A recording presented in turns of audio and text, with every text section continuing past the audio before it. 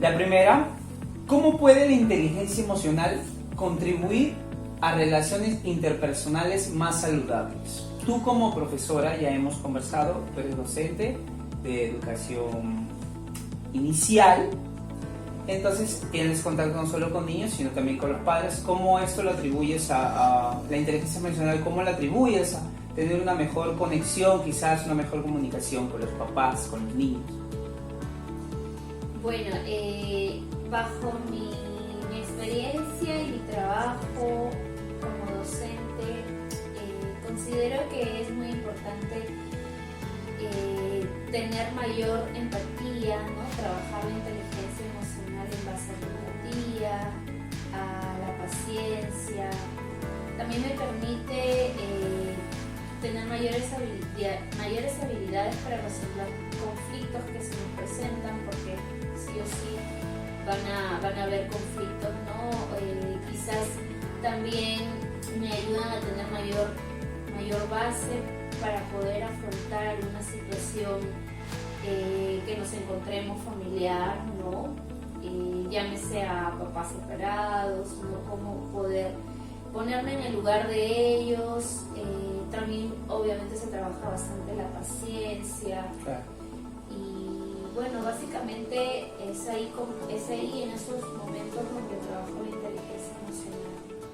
Muy buenas tardes, el día de hoy nos encontramos con la señorita Marjorie y le realizaremos una pregunta sobre la inteligencia emocional. Marjorie, coméntanos, más que todo, ¿cómo afrontas el estrés ante situaciones difíciles?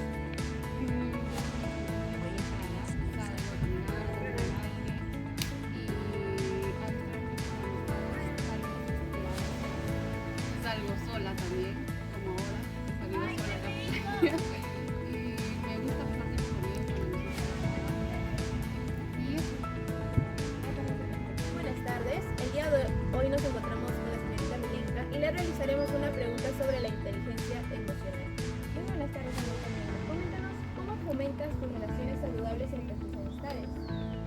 Trato de ser empática, de escucharlos, de saber las cosas que les molestan y de tener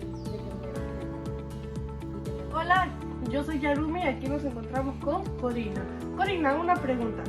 ¿Cómo gestionas tus propias emociones en situaciones de presión? A ver, coméntame un poco, por favor. Bueno, suelo recurrir a la tranquilidad y practicar la respiración profunda para mantener la calma y tomar decisiones adecuadas. Qué bueno, Corina, muchas gracias. Otra pregunta, a ver, coméntame. ¿Cuál consideras que es tu mayor fortaleza en términos de inteligencia emocional? Considero que mi mayor fortaleza en la inteligencia emocional es mantener la calma. Siempre trato de entender las emociones mías y de los demás con tranquilidad para así poder tener un ambiente positivo. Qué buena, Corina. Muchas gracias por responderme estas dos preguntas. Gracias a usted también. Gracias. Buenas noches, profesor. Buenas noches, compañeros. En esta oportunidad vamos a entrevistar a Alberto. ¿Qué tal? Mucho gusto, Alberto. En esta oportunidad vamos a entrevistar acerca de lo que es la inteligencia emocional, sus funciones, características y mucho más. Así que empecemos. Bueno, Alberto, empecemos con la primera pregunta, ¿de acuerdo? Alberto, por favor, coméntame, ¿qué te motivó a ti a estudiar? Ya que, bueno, me comentaste que tú ya finalizaste tus estudios y eres egresado de la universidad. Entonces, coméntame, ¿qué te motivó a ti a estudiar? ¿Qué es lo que te sigue motivando a continuar aún con los objetivos que tienes pendientes? Bueno, buenas noches ante todo. Bueno, a mí me motivó a seguir la carrera universitaria, bueno, después del colegio, dado a que, ¿no?, yo tenía objetivos trazados profesionales en mi vida, ¿no? Y más que todo era para poder surgir como una persona y como un profesional, ¿no? Entonces escogí una carrera determinada en la cual me gustaba de pequeño, ¿no? Específicamente lo que es la lectura, y abocado a lo que yo decidí escoger, bueno, decidí proyectarme para ingresar a la universidad, ¿no? Y contestando a tu pregunta, los objetivos a ser un profesional y crecer como persona me motivaron a seguir una carrera universitaria, ¿no? Y es la que yo siempre he trazado mis objetivos de continuarla y ejercerla, ¿no? Hasta después de culminar el proceso universitario, ¿no? Ah, ok, perfecto, Alberto, entiendo. Imagino que habrá sido un camino muy largo lo que has tenido que recorrer, pues, ¿no? Como, bueno, cualquier vida universitaria, ya que no es sencillo. Muy bien, Alberto, bueno, continuaré con la siguiente pregunta. Bueno, debido a toda la crisis que ha habido durante estos últimos 4 años, porque inició el año 2019, ya me imagino de lo que sabrás de qué te estoy hablando. Durante toda esta etapa de confinamiento, coméntame tú cómo te has sentido durante esta etapa de la pandemia. Bueno, la pandemia fue un proceso que afectó muchas familias dentro de nuestro país, ¿no? En particular, yo me sentí un poco preocupado e inestable a la vez. Preocupado, ¿por qué? Porque eh, dado el confinamiento, nosotros perdimos algunas oportunidades laborales, ¿no? No pudimos ir a laborar y el sueldo ya no era el mismo, ¿no? Nos vimos perjudicados en la reducción de sueldos. Y también obviamente uno se preocupa porque las personas que tienen familias tienen que sustentar el hogar, ¿no? Entonces hubo una preocupación, ¿no? Una preocupación, miedo a la vez en el tema de salud, porque no sabíamos si íbamos a sobrevivir a este embate de la pandemia, ¿no? Que afectó a muchas familias, ¿no? Entonces hubo cierta preocupación, inestabilidad en lo económico y ¿no? Desborde emocional, ¿no? Como cualquiera, ¿no? Era algo nuevo y no estábamos prevenidos para aquello, ¿no? Entonces hubo 3 momentos en que particularmente yo estuve, ¿no? Pero gracias a Dios se pudo salir adelante conforme salieron los nuevos métodos de vacunas y ya pudimos retornar a nuestros trabajos, ¿no? Afrontamos el sentido en que, dada la gracia de Dios, nos dejó con vida, podemos seguir laborando, salir a laborar, ¿no?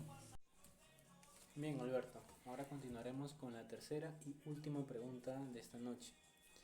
Ahora, te pregunto, ¿crees que la estabilidad emocional es un tema importante del cual deban enfocarse en los centros educativos? Y coméntame el por qué. Uf, la estabilidad emocional es un punto clave en cual se debe tratar en el Perú, ¿no?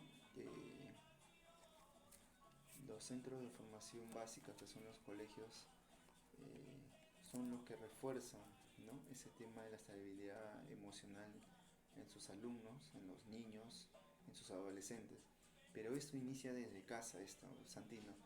¿Por qué? Porque una familia constituida por papá, mamá e hijo trabajan en conjunto para crear un niño fuerte, un niño respetuoso, con valores, virtudes, ¿no? Y eso lo va a plasmar en su colegio, en donde la escuela lo va a reforzar, ¿no? La estabilidad emocional, a tratar en convivencia con sus compañeros, con respeto, ¿no?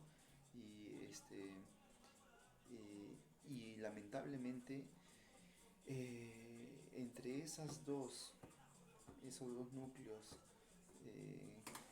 esos dos polos de desarrollo del niño, que son la familia y la escuela, está muy deteriorado en nuestro país, Santino, dado que, ¿por qué? Porque en la familia hay una crisis, ¿no? Hay una fuerte crisis de la familia en el país, porque hay familias mayormente disfuncionales. El niño crece sin padre, crece sin madre, crece sin ambos, ¿no? No tiene resto, ¿no? Y genera un desorden, ¿no? Un desorden de quién es él, de dónde vino, ¿no? Peor cuando va al colegio y sufre esos embates que ahora actualmente le llaman el bullying, ¿no? Al no tener una fortaleza mental, de autoestima, de autocontrol de sí mismo, hace que la estabilidad sea un prisma de cristal en su interior, ¿no? Y tome arranques de cólera, de ira, incluso extremadamente al suicidio, ¿no? ¿Por qué? Porque no sabe controlar esos momentos tensos, ¿no? Que vive fuera de su familia. Y lamentablemente hay muchos casos en el Perú, Santino, y las estadísticas así lo afirman, en que ha habido situaciones de suicidios, no solamente de niños, ¿no? Sino de personas adolescentes y adultas que han tomado la fatal decisión de quitarse la vida, ¿no? Hoy estoy con Susana. Bueno, ¿cómo crees que se gestionan las emociones en la infancia? Bueno, se gestionan de manera más intensa, ya que al ser personas menores es como que recién están experimentando todo nuevo y todo es más intenso. Es algo muy distinto a una persona mayor, ya que puede controlar sus emociones, sea enojo, alegría, lo puede controlar, pero una persona menor no, porque es más intenso, es algo que recién está descubriendo. ¿Crees que es un estado de ánimo con una emoción? No, el estado de ánimo es muy diferente a una emoción, ya que una emoción es algo que lo puedes sentir por corto plazo, o sea, es algo que en el momento nomás, y es poco, pero es más intensa que el estado de ánimo, que a comparación, este es como que se prolonga un periodo más largo, y puede ser, por ejemplo, triste, feliz, o sea, estoy feliz, pero no sabes por qué, y ya pues, eso, a diferencia de una emoción. Gracias, Susana.